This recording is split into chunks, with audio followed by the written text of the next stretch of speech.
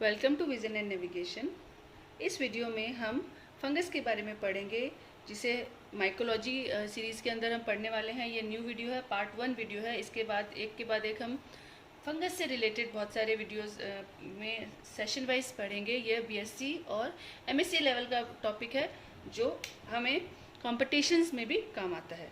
सो चलो शुरू करते हैं। सबसे पहले स्टडी ऑफ फंगस क्या कहलाती है? Mycology. What is mycology? Mycology is a study of fungus. Second, ये कहाँ से डिराइव्ड है? माइकोलॉजी, माइको मीन्स ये Greek word, it is derived from Greek word माइक्स, MYKES। माइक से ये डिराइव्ड हुआ है वर्ड, जिसका मीनिंग होता है फंगस, मशरूम, जिसका मतलब होता है मशरूम्स। और लोगोस का मतलब तो हमें पता ही है। मशरूम क्या होते हैं? एक हाईली स्पेशलाइज्ड स्ट्रक्चर होते हैं। तो logos, LOGOS, लोगस means study, study of fungus. Fungus के बारे में हम एक बेसिक जानकारी ले लेते हैं एक बार। फंजाई क्या होती है? ये हाईली स्पेशलाइज्ड स्ट्रक्चर्स होते हैं। Highly specialised structures, non chlorophyllous होते हैं। इनमें क्लोरोफिल नहीं होता है। ये अपना भोजन स्वयं नहीं बना सकते, क्योंकि इनमें क्लोरोफिल नहीं होता, और फोटोसिंथेटिक कोई भी एक्टिविटी इनकी बॉडी में नहीं होती। तो इसका मतलब है कि ये न्यूट्रिशंस कहाँ से अवेल करते हैं? अदर ऑर्गेनिज्म से। वो भी हम पढ़ेंगे कौन से वो ऑर्गेनिज्म है। तो इस बेसिस पे कि इनमें ये नॉन क्लोरोफिलस है और फोटोसिंथेटिक एक्टिविटीज़ नहीं होती हैं, तो ये इनका मोड ऑफ न्यूट्रिशन क्या होगा? हिट्रोट्रॉफिक। फंजाई जो है वो हिट्रोट्रॉफिक होती है, ऑर्गेनिज्म है। और न्यूक्लियस की प्रेजेंस और सेल टाइप इसका eukaryotic. This is fungi is eukaryotic organism. Eukaryotic organism.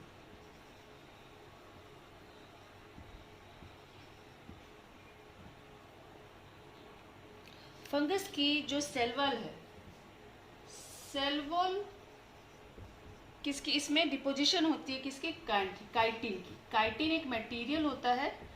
इसके सेल्स को जब अलग से हम पढ़ेंगे तो काइटिन मटेरियल से इसकी सेल वॉल बनी होती है। फंगस की सेल वॉल जो होती है वो काइटिन सब्सटेंस की डिपोजिशन होती है उनकी सेल वॉल पर। Deposition of chitin. और रिप्रोडक्शन किस टाइप का होता है? Reproduction in fungi is both asexually, they reproduce asexually and sexually both. Another things, fungus का जो मीनिंग है FNGUS, इसका वर्ड मीनिंग क्या है? इसका मीनिंग है ग्रीक लैंग्वेज में, ग्रीक डिक्शनरी के अकॉर्डिंग फंगस का मतलब होता है स्पॉन्ज। स्पॉन्जेस वो क्या है? सॉफ्ट फ्लैशी, मतलब soft fleshy fruiting bodies, sponge like bodies of mushroom भी हम कह सकते हैं इसको। अब फंगस की स्टडी को माइकोलॉजी कहते हैं, तो ज़रूर किसी न किसी ने इसे सबसे पहले सीरियसली इसके बारे में सब कुछ जानना चाहा होगा, नोटिस किया होगा कि ये क्या है, मशरूम क्या है। तो वो मेजर कंट्रीब्यूशन जो था वो किसका था? एंटोनियो मिशेली। पियर एंटोनियो मिशेली एक इटालियन बॉटनिस्ट थे। First major contribution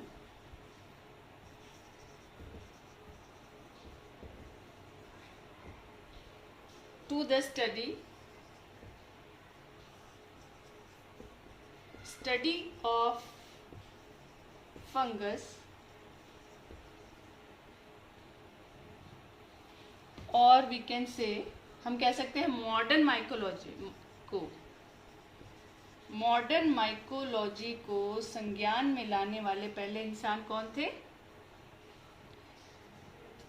peer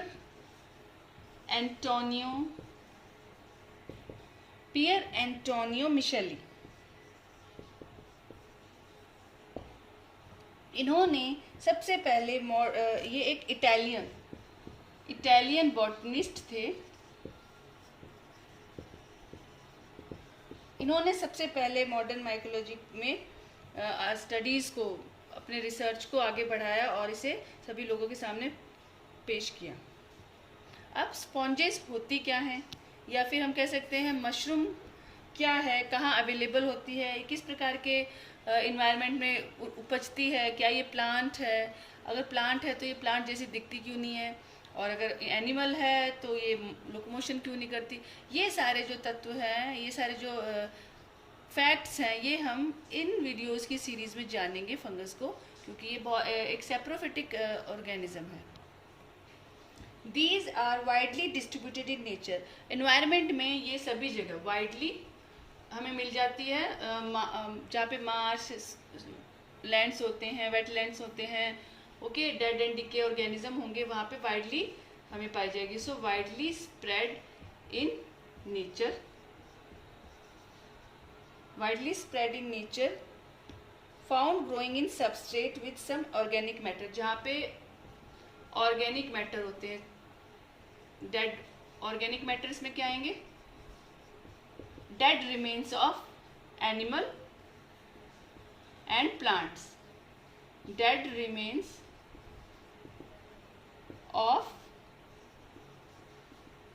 animal and plants, वहाँ पर ये बहुतायत में पाई जाती है। आपने देखा है बरसात जब होती है तो पुरानी लकड़ियों पे, दरवाज़ों पे और चमड़े पे भी स्पेशली, और कई जगह चमड़े की चीज़ों पे फंगस आ जाता है। वो वाइट जो होता है, कई जगह तो ऐसे इस फॉर्म के जो होते हैं छतरीनुमा, जिन्हें हम सांप की छतरी या बचपन में बहुत कुछ कहा करते थे, वो भी होते हैं। एक फंगस इस टाइप की होती है। कुछ ये इस प्रकार के फ्लावर जैसे ऑरेंज कलर के भी होते हैं वो। तो इस प्रकार के जो ये है मशरूम है, ये क्या है? ये फंगस ही होते हैं। और ये डेड रिमेन्स पे, ऑर्गेनिक मैटर पे, सड़ी गली खाद जो होती है, मेन्योर जो होती है, प्लांट्स के लीव्स के, पुरानी जगह जहाँ पे कोई जाते नहीं है, पुरानी पत्तियाँ एक ही जगह इकट्ठी हो जाती हैं, उनके ऊपर ये बहुत उगती है, क्योंकि वहाँ से अपना न्यूट्रिएंट्स ऑब्टेन करती है। So with some organic matter and moisture, जहाँ पे प्लस मॉइस्चर भी हो, और ये इस कंडीशन में ये वहाँ पे उपजती है, प्रोड्यूस हो जाती है। नाउ एरियाज कैसे कौन से हो सकते हैं? वो हैं tropic areas, tropics locations, sub tropic and temperate regions. Temperate regions में sub tropic and temperate region में ये पाई जाती है। ठीक, अब water, soil on decaying plant, कौन सी जगह पे? वाटर पे, पानी में, सॉयल, डिकेइंग प्लांट्स, गड़ले सड़े जो प्लांट्स होते हैं, decaying plants and animal parts, plants and animal parts.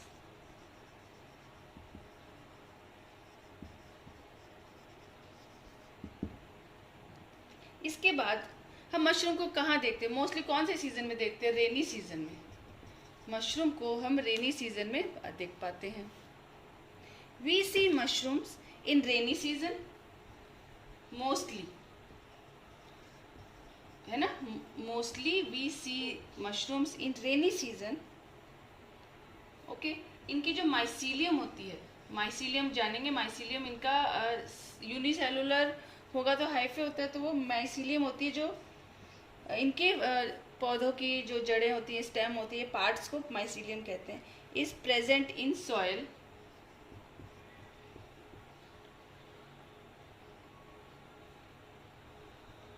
और जब भी उसे फेवरेबल इन्वायरमेंट मिलता है तो वो ग्रो कर जाती है. Most of fungi are saprophytes. These are mostly are saprophytes and grow on dead organic matter. इस वर्ड से ही हम इस बात को समझ गए हैं. सो दीज प्रोड्यूस, अब ये सैप्रोफाइट्स होती हैं तो जो डेड ऑर्गेनिक रिमेन्स होते हैं वहाँ पे क्या करती हैं, these produce extra cellular enzymes. कैसे अपना न्यूट्रिशन ऑब्टेन करती है, एक्स्ट्रा सेलुलर एंजाइम्स जो क्या करते हैं, और ये जो जिसके ऊपर डेड ऑर्गेनिक रिमेन्स होते हैं उनको क्या करते हैं, वो कॉम्प्लेक्स होते हैं. उन कॉम्प्लेक्स मॉलिक्यूल्स को कन्वर्ट कर देती है सिंपल फॉर्म में, सिंपल में कन्वर्ट करके एब्जॉर्ब करती है सिंपल न्यूट्रिएंट्स में कन्वर्ट कर देती है उनको. ये एंजाइम्स क्या करते हैं, कॉम्प्लेक्स मॉलिक्यूल्स को, ऑर्गेनिक डेड रिमेन्स जो है, मैटर जो है आसपास का, जो भी पत्तियां हैं, वुड है, उनको डिसॉल्व करके सॉल्युबल न्यूट्रिएंट्स में, सॉल्युबल सिंपल न्यूट्रिएंट्स में कन्वर्ट करके उनको फिर ये एब्जॉर्ब करती है. एब्जॉर्ब इस प्रकार इनको न्यूट्रिएंट्स मिलता है और ये ग्रो करती हैं. Well some fungi are parasitic in plant. जैसे सैप्रोफिटिक होती हैं तो उनमें से कुछ पैरासिटिक भी होती है, दूसरे एनिमल्स पे या प्लांट्स पे, ऑर्गेनिजम्स पे वो अपना घर बना लेती है, वहीं पे ही रहती है. तो पैरासिट, हम जानते हैं पैरासाइट्स क्या होते हैं. तो पैरासिटिक ऑर्गेनिज्म भी होती है ऑन प्लांट्स के ऊपर ये रहती हैं, वहीं से ही फूड न्यूट्रिएंट्स ऑब्टेन करती है और बदले में, और एक और काम ये करती हैं, ये सिम्बायोसिस करती हैं. पैरासिटिक में तो उसके ऊपर रहती हैं और उसको देना कुछ नहीं, उससे न्यूट्रिएंट्स लेती हैं. बट सिम्बायोसिस में गिव एंड टेक का जो रिलेशनशिप है वो भी ये रोल अदा करती है. In plant these causes serious diseases. बहुत सारी बीमारियां हैं पौधों की, क्रॉप्स की, जो इनकी वजह से होती है.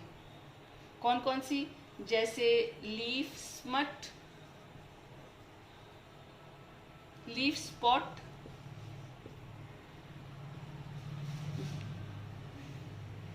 ब्लाइट रूट्स,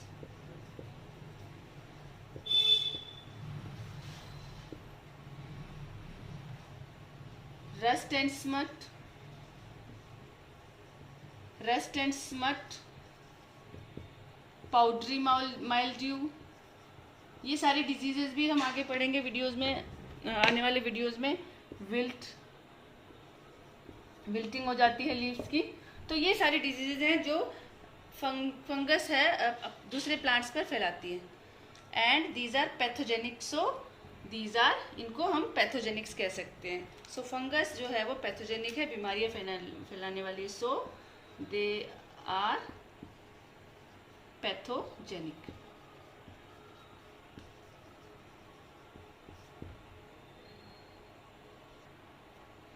तो that's all about introduction of fungus. अब हम अगले वीडियो में पढ़ेंगे फंगस का वेजिटेटिव स्ट्रक्चर. वो कैसा होता है, कैसे उनमें लीव्स होती हैं कि नहीं, उनमें रूट्स होती हैं, या कैसे उनमें ट्रांसलोकेशंस होती है फूड की. ये सब हम अगले वीडियो में पढ़ेंगे. तब तक के लिए like, share and subscribe my channel. Have a nice day.